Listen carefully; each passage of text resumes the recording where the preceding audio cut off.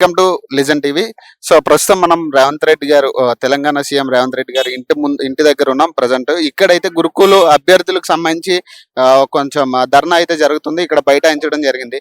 So గత కొన్ని రోజులుగా ఇటు నిరుద్యోగులు కావచ్చు, ఇవన్నీ కూడా ధర్నాలు జరుగుతూనే ఉన్నాయి. ప్రస్తుతం వాళ్ళ డిమాండ్స్ ఏంటో తెలుసుకునే ప్రయత్నం చేద్దాం. నమస్తే. నా పేరు భవ్య సార్. ఏంటంటే ప్రధానంగా ఇక్కడ బైఠాయించడానికి గల మెయిన్ రీజన్ ఏంటంటే 5 నెలల నుంచి మాకు అన్ఇన్స్టిట్యూట్ ఆస్పిరెంట్స్ కి అన్యాయం జరుగుతుంది సార్. గురుకుల రిజల్ట్ వచ్చినప్పటి నుంచి హడావిడిగా ఫిబ్రవరిలో రిజల్ట్ రిలీజ్ చేసి హడావిడిగా పీజీటీ రిలీజ్ చేసి డిఎల్ రిలీజ్ చేయాల్సిన రిజల్ట్స్ పీజీటీ వాళ్ళకి రిలీజ్ చేసి అందరికి అన్యాయం చేశారు సార్. అక్కడ మొదలైంది సార్. మొత్తం కామన్ పేపర్ పెట్టారు సార్. డిఎల్ కి జేఎల్ కి అందరికి కామన్ పేపర్ పెట్టి అందరినీ అన్యాయం చేశారు సార్. అందరి బతుకులు కామన్ పేపర్ పెట్టకపోయి ఉంటే ఖచ్చితంగా డిఎల్ జేఎల్ అని ఒక ఆర్డర్ లో ఫిల్ అయితే పోస్టులు స్మూత్ గా వెళ్ళిపోయాయి సార్ ప్రాసెస్. అది కాకుండా ఫస్ట్ పీజీటీ రిజల్ట్ రిలీజ్ చేసి మా అందరి బతుకులు నాశనం చేసేసారు. స్పందించారా? ఏంటి పరిస్థితి? ఎవరు స్పందించలేదు సార్. మేము 5 నెలల చుట్టూ అందరి చుట్టూ తిరుగుతున్నాం సార్. ప్రతి ఎమ్మెల్యే చుట్టూ, ప్రతి ఎంపీ చుట్టూ, ప్రతి స్టూడెంట్ లీడర్ చుట్టూ, ప్రతి ఎమ్మెల్సీ చుట్టూ తిరగని వాళ్ళంటూ లేరు సార్. సీఎం సార్ దగ్గర కూడా వచ్చాం సార్ చాలా సార్లు. అయినా సరే ఎటువంటి స్పందన లేదు. ఎవరు ఏం చెప్పట్లేదు. సీఎం సార్ లేరని చెప్తున్నారు. ఎప్పుడు వచ్చినా సరే సీఎం సార్ అపాయింట్మెంట్ అయితే దొరకలేదు సార్. ప్రజాభవన్ కి వెళ్ళినా ఎక్కడికి వెళ్ళి ఎన్నిసార్లు గ్రీవెన్స్ ఇచ్చామో సార్.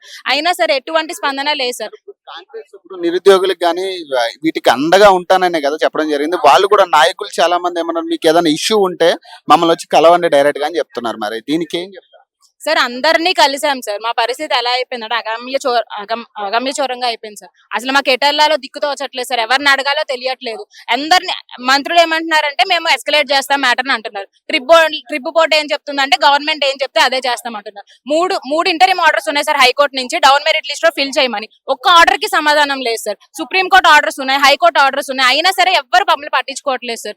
ఫైనల్ గా సీఎం సార్ చేతిలో ఉంది అంటున్నారు సార్. ఎవరి దగ్గరికి వెళ్ళినా సరే ట్రిప్ అయితే సీఎం సార్ చెప్తే అవుతుంది మీ పని, మేమేం చేయలేము, మేము కూడా ఇక్కడ ఎంప్లాయీస్ మాత్రమే, గవర్నమెంట్ ఏం చెప్తే అదే చేస్తాం. గవర్నమెంట్ మమ్మల్ని పట్టించుకోవట్లేదు. మేము ఎటుపోవాలి?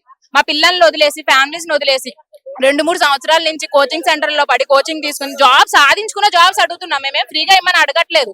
మేము సాధించుకున్న జాబ్స్ 1:1 లో ఫిల్ చేయగా మిగిలిన పోస్టులు మాకు ఇవ్వండి అని అడుగుతున్నాం సార్.